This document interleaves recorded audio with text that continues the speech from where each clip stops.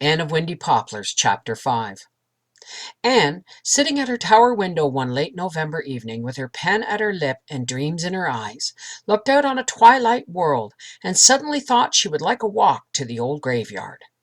She never visited it yet, preferring the birch and maple grove or the harbor road for her evening rambles.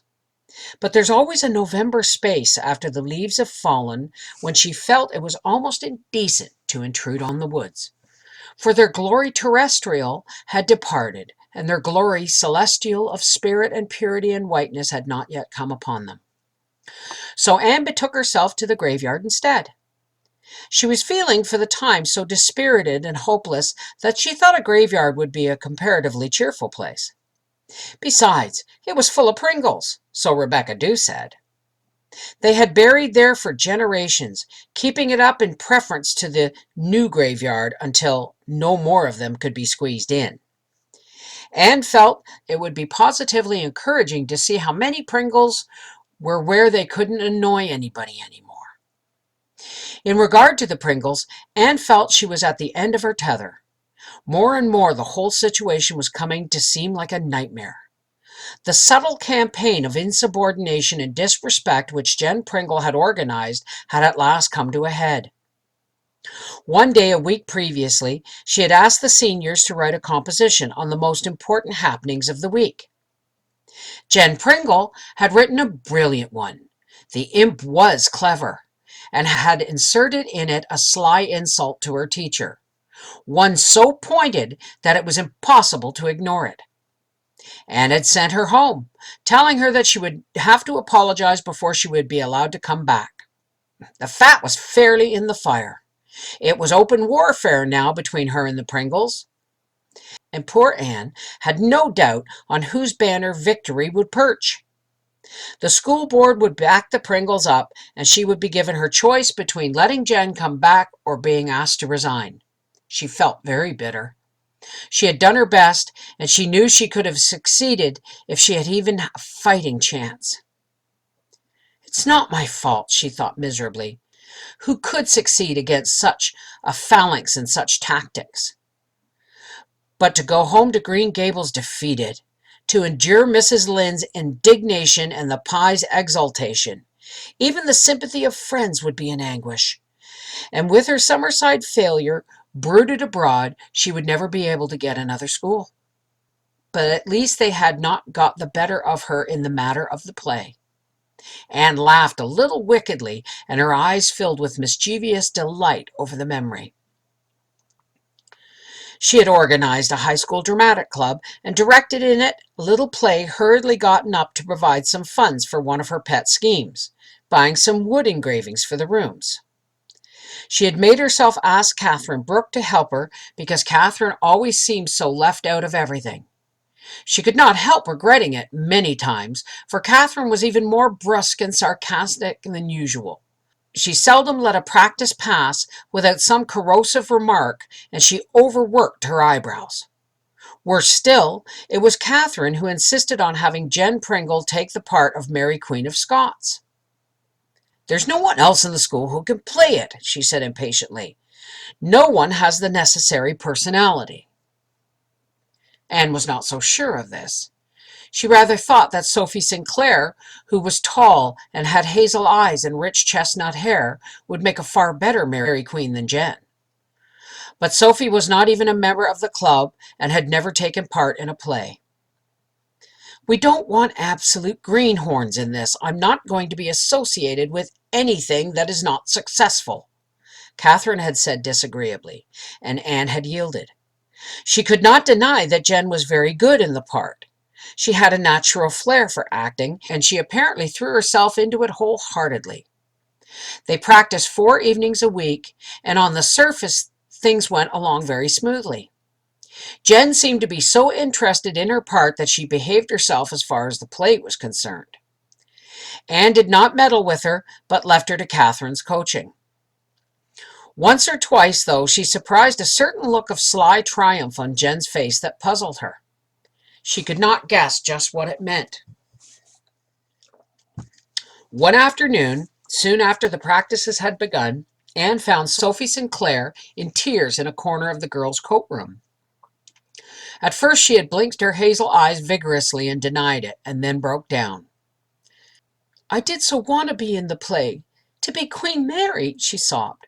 "I've never had a chance. Father wouldn't let me join the club because there are dues to pay, and every cent counts so much. And of course I haven't had any experience. I've always loved Queen Mary. Her very name just thrills me to my fingertips.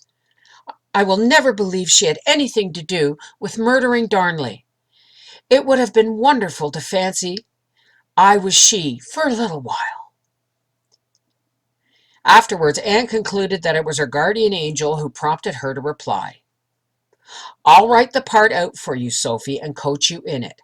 It would be good training for you, and as we plan to give the play in other places, if it goes well here, it will be just as well to have an understudy in case Jen shouldn't always be able to go.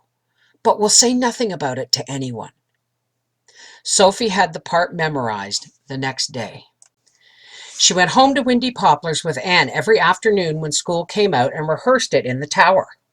They had a lot of fun together, for Sophie was full of quiet vivacity. The play was to be put on the last Friday in November in the town hall.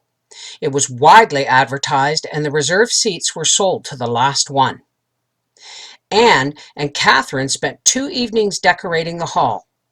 The band was hired, and a noted soprano was coming up from Charlottetown to sing between the acts.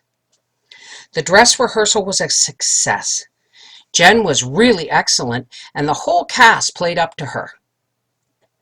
Friday morning, Jen was not in school, and in the afternoon, her mother sent word that Jen was ill with a very sore throat. They were afraid it was tonsillitis.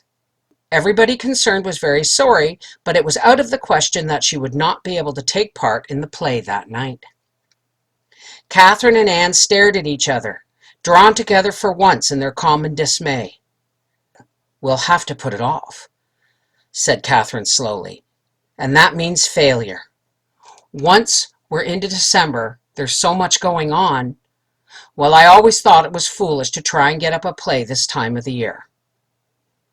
"We're not going to postpone it," Anne said, her eyes as green as Jen's own. She was not going to say it to Catherine Brooke, but she knew as well as she had ever known anything in her life that Jen Pringle was in no more danger of tonsillitis than she was. It was a deliberate device, whether any of the other Pringles were party to it or not, to ruin the play because she, Anne Shirley, had sponsored it. "Oh, if you feel that way about it," said Catherine with a nasty shrug. "But what do you intend to do? Get someone to read the part? That would ruin it. Mary is the whole play." "Sophie Sinclair can play the part as well as Jen. The costume will fit her, and, thanks be, you have made it and have it, not Jen." The play was put on that night before a packed audience. A delighted Sophie played Mary, was Mary, as Jen Pringle could never have been, looked Mary in her velvet robes and ruff and jewels. Students of Summerside High, who had never seen Sophie in anything but her plain, dowdy, dark serge dresses, shapeless coat, and shabby hats, stared at her in amazement. It was insisted on the spot that she become a permanent member of the Dramatic Club. Anne herself paid the membership fee. And from then on, she was one of the pupils who counted in Summerside High. But nobody knew or dreamed, Sophie herself least of all, that she had taken the first step that night on a pathway that was to lead to the stars. 20 years later, Sophie Sinclair was to be one of the leading actresses in America. But probably no plaudits ever sounded so sweet in her ears as the wild applause amid which the curtain fell that night in Summerside Town Hall.